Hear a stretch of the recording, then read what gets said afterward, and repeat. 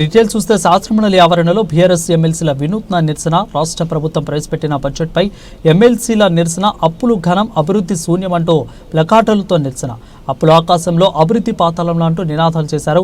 ఇక 1,58,000 కోట్ల అప్పులు చేసి ఎంతమంది మహిళలకు 2,500 రూపాయలు ఇచ్చారని ప్రశ్నిస్తున్న బీఆర్ఎస్ ఎమ్మెల్సీలు. ఇక 1,58,000 కోట్ల రూపాయల అప్పులు చేసి ఎంతమంది వృద్ధులకు 4,000 రూపాయలు పింఛను ఇచ్చారని ప్రశ్నిస్తున్న బీఆర్ఎస్ ఎమ్మెల్సీలు.